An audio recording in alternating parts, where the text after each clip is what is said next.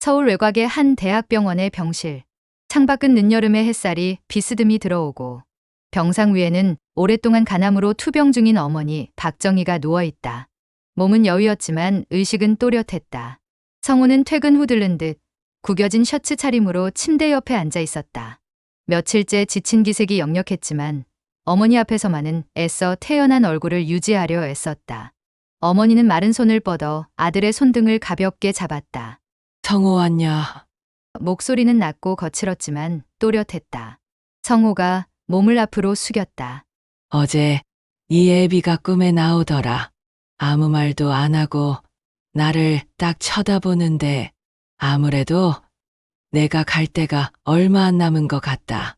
아이, 엄마, 무슨 말을 그렇게 해? 담당 의사도 호전되고 있다고 어제도 이야기하고 갔는데. 아니다. 내 몸은 내가 더 잘한다. 내가 가진 게 별거 있냐? 그냥 성진이하고 사이좋게 나눠서 다투지 말고 서로 의지하면서 살아라. 내 바라는 거는 딴 거 없다. 이 아버지처럼 형제끼리 등 안 돌리고 사는 거다. 돈이 다가 아니잖아. 알겠냐? 성우는 순간적으로 고개를 끄덕였지만 평소 저런 말을 안 하시다가 갑자기 저런 말을 하는 어머니가 놀랍기도 하고 새삼스럽기도 하다. 이윽고 성우는 집으로 가는 동안 어머니가 하는 말을 곱씹으면서 가슴속에서 알 수 없는 묵직한 반발심이 들끓었다.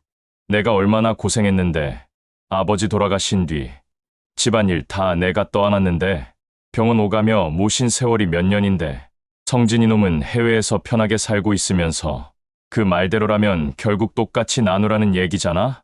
그건 아니지. 가져도 내가 더 가져가야 하는 게 맞지. 그날 이후 성우는 어머니의 말을 마음속에서 여러 번 곱씹고 생각했지만 받아들이려 하지 않았다. 다투지 말고 사이좋게 나누라는 말은 현실적으로 불가능하다고 느꼈다. 그의 머릿속에는 오히려 계산이 뚜렷했다. 성진이가 돌아와도 공평하게 나눌 수는 없다. 내가 한 걸 생각하면 내 몫이 더 커야 한다. 는 결론에 이르렀다. 3개월이 흘렀다. 치료를 이어가며 호전되는 듯했던 어머니는 병세가 급격히 악화되었다. 의료진이 분주하게 병실을 오갔지만 결국 그날 저녁 어머니는 조용히 눈을 감았다. 성우는 침대 옆에서 아무 말도 하지 못한 채 어머니의 식어가는 손을 붙잡고 있었다. 머릿속에는 어머니가 남겼던 마지막 당부가 선명하게 울렸다. 사이좋게 나눠라. 돈이 뭔 대수라고. 하지만 성우의 눈빛은 이미 결심을 굳힌 듯 굳게 닫혀 있었다. 장례식장 안은 검은 양복, 곡소리와 한숨 소리로 가득했다. 어머니의 영정 앞에 놓인 국화향이 진하게 퍼졌다. 성우는 상주로서 끝까지 자리를 지켰고 조문객들에게 허리를 굽혀 인사를 했다. 몇 년 동안 어머니 곁을 지켜온 피로가 얼굴에 고스란히 드러나 있었지만 눈빛은 굳게 닫혀 있었다. 그때 문이 열리며 성진이 들어섰다. 호주에서 급히 비행기를 타고 들어온 그는 아내와 아이들을 대동한 채로 장례식장에 나타났다. 검게 그을린 얼굴, 정리되지 못한 표정. 형과 눈이 마주쳤지만 말없이 고개만 끄덕였다. 성우는 짧게 눈길만 주고 다시 영정 앞에 시선을 고정했다. 며칠 동안 이어진 장례 절차가 끝나고 마지막 날 밤. 빈소 옆 조용한 방에서 두 형제가 마주 앉았다. 싸늘한 공기 속에 두 사람은 지쳐 보였고 얼굴에는 깊은 피곤함과 허무함이 드리워져 있었다. 그러나 오래 묵혀온 생각들이 차츰 입술 끝으로 번져나오며 공기는 조금씩 무겁게 가라앉기 시작했다. 테이블 위에는 아직 정리되지 않은 부의금 봉투와 제사 비용 명세가 놓여 있었다. 성진은 봉투를 하나씩 정리하다가 잠시 손을 멈추고 형을 바라보았다. 형, 이제 장례도 끝났으니 앞으로 집도 그렇고 아버지 산소도 그렇고 정리할 얘기를 해야 하지 않겠어?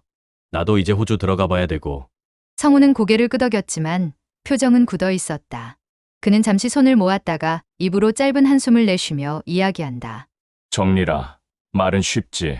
짧은 말 뒤에 무거운 침묵이 흘렀다. 성우는 봉투를 내려다보며 한참을 머뭇거렸다. 그러다 천천히 고개를 들었다. 너는 멀리 있었으니 모를 거다. 방 안의 공기는 다시 한번 묵직해졌다. 마치 곧 쌓여있던 말들이 터져나오려는 순간처럼. 아니 형, 무슨 말을 하고 싶은 거야? 성우가 먼저 입을 열었다. 목소리는 낮지만 단단했다. 너 해외 나가 있는 동안 아버지 병수발 어머니 모시는 거, 병원 통원 다 내가 했다는 거다. 솔직히 너 호주 간 이후로 명절 때 말고 한 번이라도 애들 데리고 어머님 병문안 온 적 있냐? 성진은 한숨을 내쉬며 형을 똑바로 바라봤다. 형, 그건 내가 사정이 있는 거였고, 그럴 여건이 안 됐었던 거. 형도 잘 알잖아. 아니, 그러면 형이 지금 더 가져가야 되겠다는 말이야? 성우의 눈빛이 번쩍이며 목소리가 올라갔다. 당연한 거 아니냐? 내가 아버지 때부터 몇 년 동안 일해왔는지 아냐? 병원에서 밤새고 빚까지 내면서 지킨 세월이야. 근데 그걸 좀 더 갖겠다는데 그게 잘못됐냐? 성진은 굳은 얼굴로 맞받았다. 참나, 나는 뭐 손 놓고 산 사람처럼 얘기하네. 나도 호주에서 일한 거, 부모님 생활비, 용돈, 병원비 꾸준히 보냈었어. 그게 없었으면 형 혼자 버틸 수 있었겠어? 성우는 손을 탁자에 내려치며 소리쳤다. 돈만 보냈다고 다 된 줄 아냐? 병수발은 옆에서 피땀 흘린 건 나야. 옆에서 버틴 건 나라고. 순간 방 안의 공기가 얼어붙었다. 두 형제의 목소리는 장례식장 복도에까지 울려 퍼졌다. 가족들이 놀라 고개를 돌렸지만 누구도 말릴 수 없었다. 성진은 결국 차갑게 말했다. 형, 그게 그렇게 대단한 거야? 가까이 있으니까 자식으로 당연히 해야 되는 거 아니었어? 옆에서 버텼다고? 내가 보내준 돈 없었으면 형 혼자 버틸 수 있었겠어? 안 그랬으면 부모님 진작 힘들어지셨을 거야. 성우의 얼굴은 굳어지고 분노와 억울함이 섞인 눈빛이 흔들렸다. 내가 한 건 아무 의미도 없단 거네 그럼? 성진도 더는 물러서지 않았다. 아무 의미 없다는 게 아니라 형이 지금 억지를 부리고 있잖아. 짧은 대화였지만 그 안에 쌓인 세월의 원망과 분노가 한꺼번에 터져 나왔다. 장례가 끝나기도 전에 두 형제의 갈등은 이미 걷잡을 수 없는 싸움으로 번지고 있었다. 장례가 끝나고 조문객들이 떠난 집안은 적막했다. 상주로서 모든 절차를 감당한 성우는 몸과 마음이 모두 지쳐 있었고, 동생 성진은 호텔 방으로 돌아가 멍하니 앉아 있었다. 부모의 죽음은 큰 슬픔을 남겼지만 그 빈자리를 채우기는커녕 오히려 갈등이 더욱 짙어지고 있었다. 장례 내내 억눌러온 불만과 오해가 집안 구석구석에서 서서히 터져 나오고 있었다. 성우의 집에서는 저녁 식탁 위에 차가운 밥그릇만 남아 있었다. 성우는 숟가락을 들지 못한 채 고개를 숙이고 있었고, 아내는 묵묵히 그 모습을 바라보다가 결국 입을 열었다. 당신 아니었어 봐. 어머님 아버님이 이날 이때까지 건강하게 버틸 수 있었겠어. 걔네들 명절 때마다 얼굴만 살짝 비추고 사라지고, 그리고 추석, 설날 음식 준비 내가 다 했어. 그럴 때마다 내가 얼마나 서러웠는지 알아? 우리 고생은 무시하면서 해외에서 돈 좀 보냈다고 다 했다고 하는 거야? 짧은 말이었지만 그 속에는 수년간 쌓인 서운함이 고스란히 담겨 있었다. 성우는 대꾸하지 못한 채 손가락만 만지작거렸다. 그는 아내의 말에 동의하면서도 형제 간의 다툼이 단순한 고생의 비교로 끝나지 않을 것임을 알고 있었다. 호텔 방에서는 또 다른 대화가 이어지고 있었다. 성진은 장례식 내내 형과 부딪힌 장면이 머릿속을 떠나지 않아 연신 담배만 피워댔다. 그의 아내는 옆에서 지켜보다가 결국 목소리를 냈다. 오빠, 마음 쓸 필요 없어. 부모님한테는 오빠가 더 잘했잖아. 아니, 말은 바른 말이지. 오빠 호주 가기 전에 어머님 아버님께 얼마나 잘해드렸어. 우리는 그때부터 용돈 쥐어드리고 다 했는데 형님네는 사업한다고 아버님 돈 다 까먹고 속 많이 썩였었잖아. 그런 사람이 이제 와서 그거 몇 년 고생했다고 더 가져가겠다는 게 더 뻔뻔한 거지. 성진은 말없이 담배를 내려놓았다. 창밖으로는 낯선 고국의 밤거리가 보였지만 마음은 싸늘하게 얼어붙어 있었다. 그는 아내의 말이 사실이라고 생각했지만 동시에 형과의 갈등이 단순히 잘잘못으로 정리될 문제가 아니라는 걸 잘 알고 있었다. 이날 밤 이후 두 집안은 서로를 향해 점점 닫혀갔다. 성우와 그의 아내는 자신들의 희생이 무시당했다는 억울함에 사로잡혔고, 성진과 그의 아내는 오히려 자신들의 헌신이 가려지고 있다고 여겼다. 각자의 기억과 해석이 다르니 대화는 합의로 이어지지 못하고 갈등만 증폭시켰다. 부모의 죽음으로 뭉치기는커녕 오히려 남은 재산을 두고 갈라서는 분위기가 굳어졌다. 두 집안 모두 자신들이 옳다고 믿었고 그 믿음은 점점 서로를 향한 불신으로 변하고 있었다. 문상객들이 모두 돌아간 뒤 남은 것은 상복을 벗은 가족들의 고단한 몸과 무겁게 가라앉은 침묵뿐이었다. 하지만 그 침묵은 오래 가지 않았다. 부모가 남긴 재산 문제는 마치 감춰둔 불씨처럼 서서히 타올랐고 성우와 성진은 더 이상 피할 수 없었다. 성진은 호주로 돌아갈 일정을 미루며 끝까지 따져보겠다는 결심을 굳혔다. 두 사람의 시선은 다시 마주쳤고 이번에는 더 차가웠다. 결국 형제는 변호사를 찾아갔다. 서울도심의 한 변호사 사무실. 빽빽한 법률 서적과 서류 처리 책장마다 꽂혀 있었고 책상 위에는 가족관계증명서와 토지등기부 등본, 과거 의료비 영수증 사본이 어지럽게 놓여 있었다. 변호사는 안경을 고쳤으며 두 사람을 번갈아 보았다. 오랜 경험에서 비롯된 무심한 표정으로 차분히 설명을 시작했다. 민법 제천 구조를 보시면 됩니다. 직계비속, 즉 자녀는 원칙적으로 균등하게 상속을 받습니다. 특별한 사정이 없는 한 똑같이 나누는 것이 법의 원칙입니다. 짧은 문장이었지만 성우의 얼굴은 굳어졌다. 그는 의자에 몸을 기댄 채 주먹을 움켜쥐고 낮게 중얼거렸다. 그럼 저희 가족이 몇 년 동안 직접 고생한 거는 다 소용없다는 말씀이신가요? 변호사는 잠시 고개를 끄덕이고는 서류를 넘기며 말을 이었다. 물론 예외는 있습니다. 부모의 재산 형성이나 유지에 특별히 기여한 사실이 객관적으로 입증된다면 민법 제1008조 2, 이른바 기여분 제도를 통해 일부가 인정될 수 있죠. 하지만 단순히 같이 살며 생활을 보살피고 병원에 모신 정도는 법적으로 인정되기 어렵습니다. 판례가 대부분 그렇게 보고 있습니다.